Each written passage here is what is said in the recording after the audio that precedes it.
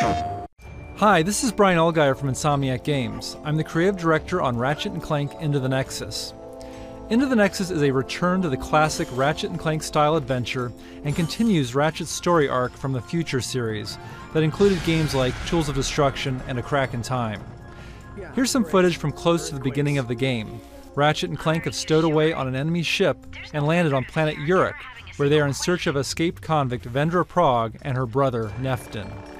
Planet Uruk is considered to be in a haunted sector of the galaxy and was abandoned long ago. It's also the perfect place for Vendra and Neftin's operations. One of the big focuses for Into the Nexus is gravity. This is something that Ratchet games have explored with spherical worlds, and Into the Nexus goes further by incorporating gravity manipulation in both our weapons, gadgets, and a new game mode that I'll be showing in a little bit. Here Ratchet is using a gadget called the Grav Tether that allows him to create these gravity beams between targets. He can change their direction, create multiple beams, and use them to travel across bottomless chasms.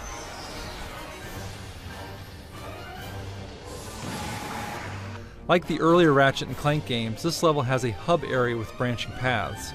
On the left path, Ratchet encounters some blade balls, which is a perfect situation for the Winterizer.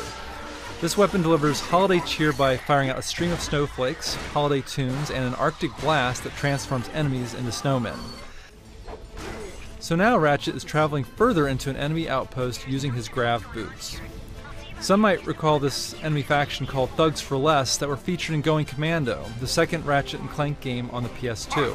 When we get to kill someone, stay frosty, thugs. The enemy could be anywhere. Alright, so these guys are just asking for it. So you can see these enemies have turned into their own unique version of snowmen.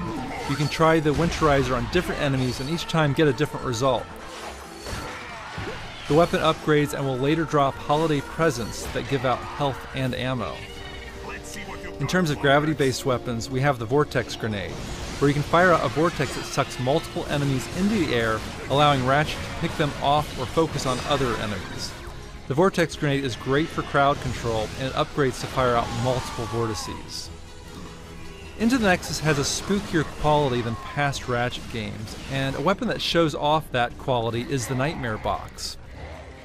Ratchet can toss this box out and it opens to unleash a hideous creature that scares enemies. You never know what creature will pop out. There are skeletons, horned demons, giant eyeballs, and of course scary clowns. The Nightmare Box is a great distraction weapon and will later upgrade to attack enemies. There's another weapon that seems kind of basic at first but later upgrades and plays with gravity. The Temporal Repulsor is a great shotgun type weapon that knocks enemies back.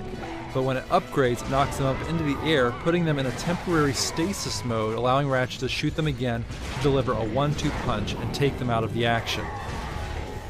As Ratchet takes out more thugs, Vendra becomes wise to him, getting closer to her, and starts a one-on-one dialogue.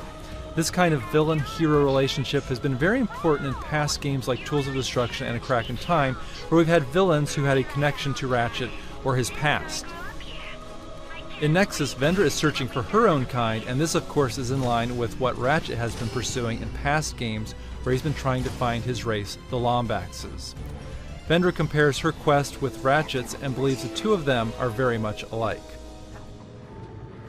In terms of the haunted spooky theme, the phrase we came up with during the early stages of production were exploring the darkness of space, where you are in these dark areas of the level and don't quite know where you're going. In this section, we have these ghostly anomalies that have given the sector its haunted label. Ratchet and Clank later learn that these ghosts are creatures called Nethers who have escaped from another dimension. Clank gets an upgrade where he can travel into Nexus points that take him into the Nether dimension where he has full control of gravity. Clank can fall up, down, left and right, and manipulate gravity to move objects around and solve little action puzzles. Clank's goal is to lead another creature back to the Nexus point and bring him into the normal dimension where it becomes unstable and destroys a barrier that blocks Ratchet's path. So there's a slice of Ratchet and Clank Into the Nexus.